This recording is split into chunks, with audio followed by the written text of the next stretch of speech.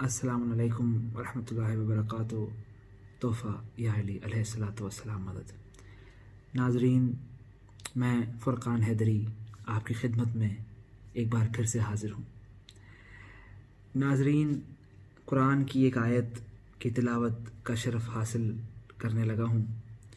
سورہ اعراف میں خالق مطلق ارشاد فرماتا ہے، فَاقْصُصِ الْقَصَصَ عَلَيْهِمْ يَفْكُرُونَ، یعنی آپ کس سے بیان کیجئے اور وہ اسے سن کر غور و فکر کر سکیں۔ ناظرین، قصہ اپنے آپ میں ایک بہت ہی دلچسپ اور کمال صنف ہے۔ قصے ہر دور میں انسان کو اچھے لگتے ہیں، وہ چاہے عہد جدید ہو یا عہد قدیم، کیونکہ قصے کی خاصیت یہ ہوتی ہے کہ قصہ غیب کو شہود میں اور نظریے کو تجربے میں منتقل کرتا ہے۔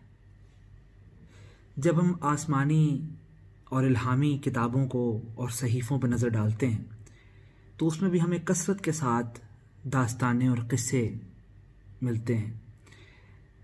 حضرت یوسف کے قصے کو قرآن کریم نے احسن القصص کے نام سے یاد کیا ہے، لیکن قرآن کوئی قصے یا کہانیوں کی کتاب نہیں، قرآن تو کتاب ہدایت ہے، اور قرآن میں انبیاء اور ان کی قوموں کے قصے اسی لیے بیان کیے گئے ہیں تاکہ مخالف اسے سن کر عبرت و رہنمائی حاصل کریں اور اپنی مستقبل کو سنواریں۔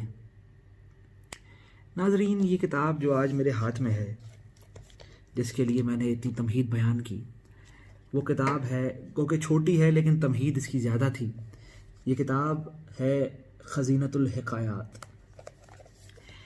ناظرین، یہ کتاب آغا شیخ علی اکبر نہاوندی علی اللہ مقامہ کی کتاب خزینۃ الجواہر فی زینۃ المنابر سے انتخاب ہے۔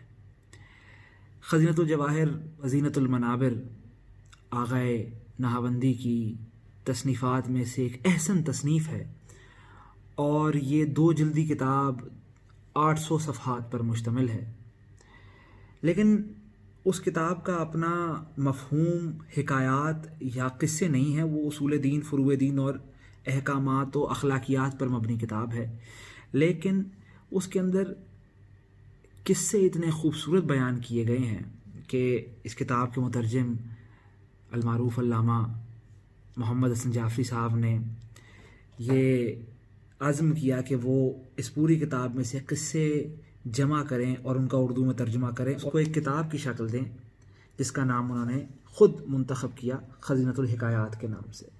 یہ خزینۃ الحکایات کا سر ورق ہے۔ یہ کتاب ہم نے 2019 رمضان سے پہلے اپریل میں شائع کی تھی۔ اس کا سائز عموماً ہر کتاب سے چھوٹا ہے، کیونکہ یہ کتاب ہم نے جسے پاکٹ سائز کہا جاتا ہے اس طرح اسے ہم نے ریلیز کیا، اور اس کا اصل مقصد طلباء اور نئی نسل کے نوجوان اور بچے تھے۔ یہ کتاب بالخصوص ان کے لیے ہے، اور اس میں جو قصے اور حکایات درج ہیں اس سے بھی وہ بہت زیادہ، گو کہ ہر عمر کا فرد اسے استفادہ حاصل کر سکتا ہے، لیکن بالخصوص یہ بچوں کے لیے ہم نے شائع کی تھی۔ اسی کے ساتھ میں چاہوں گا کہ میں آپ کو اس میں سے ایک اقتباس بلکہ ایک قصہ ہی سناؤں تاکہ آپ لوگوں کو اندازہ ہو جائے کہ یہ کتاب کس موضوع پر ہے اور کس طرح کی ہے۔ باب اول، حکایات اصول دین، اثبات خالق۔ کتاب مجالس المتقین میں مرقوم ہے کہ عہد سابق میں ایک بزرگ بادشاہ ہوا کرتا تھا جو کہ زندیق تھا، جبکہ اس کا ایک وزیر تھا جو کہ موحد تھا اور اپنے بادشاہ کے نظریات فاسقہ کو تبدیل کرنے میں لگا رہتا تھا۔ وزیر نے راجدھانی سے دور ایک ویران علاقے میں ایک باغ لگایا جہاں ہر طرح کے خوبصورت درخت اور پھول پودے لگائے گئے۔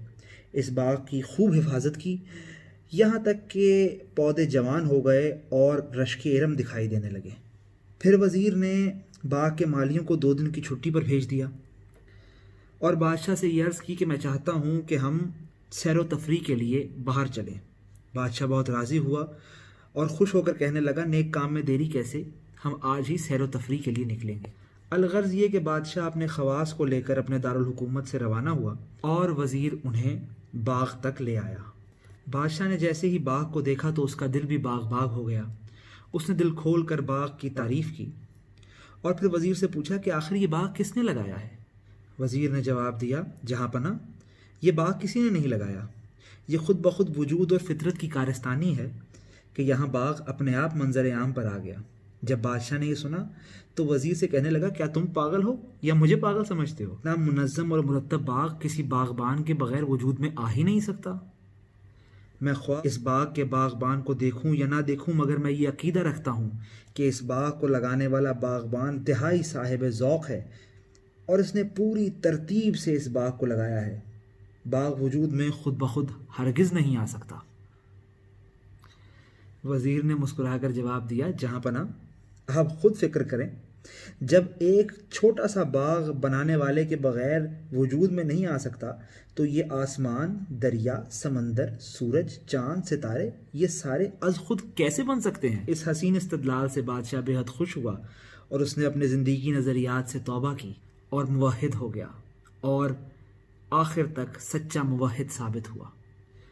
تو ناظرین، یہ اس کتاب کا ایک چھوٹا سا قصہ تھا جو میں نے مثال کے طور پر آپ لوگوں سے بیان کیا۔ یہ کتاب اب بھی سٹاک میں ہے، لیکن چونکہ ہم نے یہ طلباء اور بچوں کے لیے ہی شائع کی تھی تو ہم نے تقریباً آدھے سے زیادہ سٹاک پورے پاکستان کے مدارس میں تقسیم کیا۔ ڈیٹیلز ہمارے فیس بک کے پیج پر بھی آپ لوگوں کو مل جائیں گی۔ لیکن اگر آپ میں سے کوئی شخص اسے خریدنا چاہتا ہے تو نمبر واٹس ایپ کا ہمارے اس ویڈیو پر آ رہا ہے۔ اس کتاب کی قیمت 240 ہے اور شاید ہی کچھ کاپیاں اس کی بچی ہوں۔ میں پچھلی ویڈیو کی طرح پھر یہی عرض کروں گا کہ آپ لوگ احتیاط کیجئے، لاک ڈاؤن ہے، جتنی احتیاط ہوگی اتنا ہی وبا ہے وہ جلدی ختم ہوگی، اتنا ہی یہ زندگی معمول پر آئے گی۔ اور زندگی کے معمول پہ آنے کا یہ مطلب ہے کہ ہمارے کتب کے شائع کرنے کا جو سلسلہ ہے وہ بھی معمول پر آئے گا، جو کہ اب لاک ڈاؤن کی وجہ سے خاصا بے ترتیب ہے۔ تو چونکہ یہ ہمارا کوئی کاروبار نہیں ہے لیکن پھر بھی شوق ہے، تو ہم چاہتے ہیں کہ ہر ماہ 2-4 کتب قارئین کی خدمت میں پیش کرتے رہیں۔ دعا ہے مالک آپ کو بھی صحت و سلامتی عطا فرمائیں اور ہمارے اس مشن میں ہمیں کامیاب فرمائیں۔ اجل اللہ تعالیٰ فرجہ الشریف۔ والسلام، توفیق۔